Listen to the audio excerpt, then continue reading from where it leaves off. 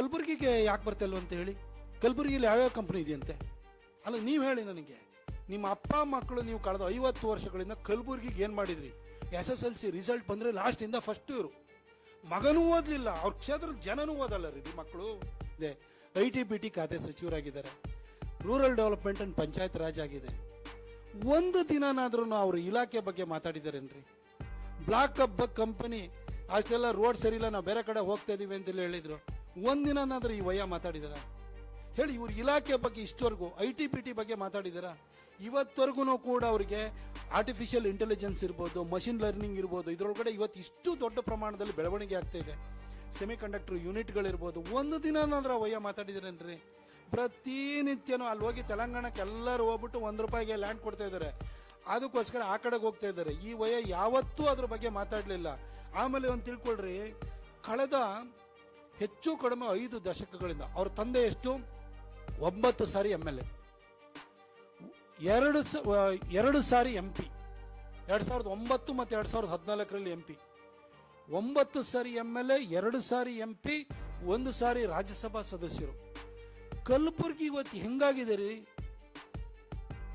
ಕಲಬುರ್ಗಿ ಉದ್ಧಾರ ಮಾಡ್ಲಿಕ್ಕಾಗ್ಲಿಲ್ಲ, ಒಂದು ಜಿಲ್ಲೆನ ಉದ್ಧಾರ ಮಾಡೋಕ್ಕಾಗಿಲ್ಲ. ಈ ವಯ್ಯ ಇಡೀ ದೇಶದ ಬಗ್ಗೆ, ಪ್ರಪಂಚದ ಬಗ್ಗೆ ನರೇಂದ್ರ ಮೋದಿ ಅವ್ರಿಗೆ ಬುದ್ಧಿ ಹೇಳೋ ಕೆಲಸನ ಈತ ಮಾಡ್ತಾ ಇರ್ತಾರೆ. ನಂಗೆ ಏನಾಗಿದೆ ಅಂದರೆ, ಕಾಂಗ್ರೆಸ್ನಲ್ಲಿ ಇವತ್ತು ಹೆಂಗಾಗಿದೆ ಅಂದರೆ, ಕೂಗುಮಾರಿಗಳ ಸಂಖ್ಯೆ ಜಾಸ್ತಿ ಆಗ್ಬಿಟ್ಟಿದೆ. ಅಲ್ಲಿ ಕಲಬುರ್ಗಿಗೆ ಹೋದರೆ ಖರ್ಗೆ, ಚಿಕ್ಕಬಳ್ಳಾಪುರಕ್ಕೆ ಹೋದರೆ ಇನ್ನೊಬ್ಬ, ಈ ಕಡೆ ಕಲ್ಗಟ್ಟಿಗೆ ಹೋದರೆ ಇನ್ನೊಬ್ಬ ಲಾಡು, ಈ ಮೈಸೂರಿಗೆ ಒಬ್ಬ ಕೆಲ್ಸಕ್ಕೆ ಬರೆದು ಹೋಗ್ತಾರ. ಹಿಂಗೆ ಬರೀ ಕೂಗ್ಮಾರಿಗಳ ಸಂಖ್ಯೆ ಆಗಿದೆ. ಆ ಲಿಸ್ಟಿಗೆ ಇವಾಗ ಹೋಗಿ ಹರಿಪ್ರಸಾದ್ ಸೇರ್ಕೊಂಡ್ಬಿಟ್ಟಿದ್ದಾರೆ. ಏನಾರು ಮಾಡಿ ಹರ್ಚ್ಕೊಂಡ್ರೆ ಹಿಂದೆ ಸಿದ್ದರಾಮಯ್ಯನವ್ರ ವಿರುದ್ಧ ಜೆಂಡಾ ಎತ್ತಿ ಮಂತ್ರಿ ಆಗ್ತಾನ ಅಂತ ನೋಡಿದ್ರು, ಆಗಲಿಲ್ಲ. ಈಗ ಸಿದ್ದರಾಮಯ್ಯನವ್ರು ಓಲೈಸ್ಕೊಂಡಾದ್ರೂ ಮಾಡೋಣ ಅಂತೇಳಿ ಅಲ್ಲಿ ರಾಜ್ಯಪಾಲರು ತಡೆಗೆ ಹೋಗ್ತಿದ್ದಾರೆ. ಹಿಂಗೆ ಕರ್ನಾಟಕದಲ್ಲಿ ಇವತ್ತು ಹೆಂಗಾಗಿದೆ ಅಂದರೆ, ಅಧಿಕಾರಕ್ಕೆ ಬರೋದಕ್ಕಿಂತ BJPಯನ್ನು ಬೈದು ಅಧಿಕಾರಕ್ಕೆ ಬಂದರು. ಅಧಿಕಾರಕ್ಕೆ ಬಂದಾದ್ಮೇಲೆ ಆಡಳಿತ ಮಾಡೋದು ಬಿಟ್ಟು ಮತ್ತು BJPಯನ್ನು ಬೈಕೊಂಡಿದ್ದಾರೆ. ಈ ಖರ್ಗೆನೂ ಕೂಡ ಅದೇ ಒಂದು ಕ್ಯಾಟಗರಿ ಸೇರಿದಂಥ ಮನುಷ್ಯ. ನಾವು ಅವ್ರ ಬಗ್ಗೆ ಎಷ್ಟು ಸರಿ ರಿಯಾಕ್ಟ್ ಮಾಡೋಣ, 100 ಸರಿ ರಿಯಾಕ್ಟ್ ಮಾಡಾಗ ಹೋಗ್ಬಿಟ್ಟಿದೆ.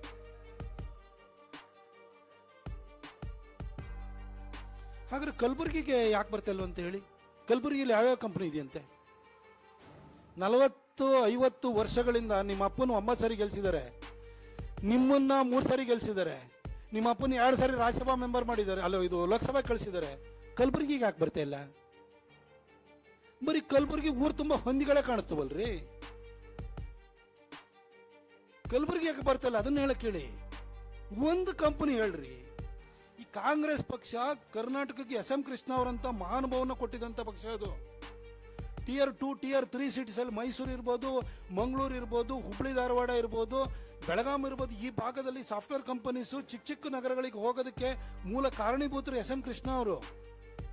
ಅಂತ ಪಕ್ಷ, ಅಂತ ಹಿನ್ನೆಲೆ ಇರುವಂತ ಪಕ್ಷ, ಅವರು ಅಂತ ಲೀಡರ್ಗಳನ್ನ ಕೊಟ್ಟಂಥದ್ದು. ಇವತ್ತು ಪರಿಸ್ಥಿತಿ ಆಗಿದ್ದಾರೆ ಕಾಂಗ್ರೆಸ್ ಇದ್ದ ಇವ್ರನ್ನ ಈ ಕಳಪೆ ಮರಿಕರಿಗೆ ತರದಂಥವ್ರನ್ನೇ ಇರೋದು ಇವತ್ತು. ಅಲ್ಲ, ನೀವು ಹೇಳಿ ನನಗೆ. ನಿಮ್ಮ ಅಪ್ಪ ಮಕ್ಕಳು ನೀವು ಕಳೆದ 50 ವರ್ಷಗಳಿಂದ ಕಲಬುರಗಿಗೆ ಏನು ಮಾಡಿದ್ರಿ? SSLC ರಿಸಲ್ಟ್ ಬಂದರೆ ಲಾಸ್ಟಿಂದ ಫಸ್ಟ್ ಇವರು. ಮಗನೂ ಓದಲಿಲ್ಲ, ಅವ್ರ ಕ್ಷೇತ್ರದ ಜನನೂ ಓದಲ್ಲ ರೀ ಮಕ್ಕಳು.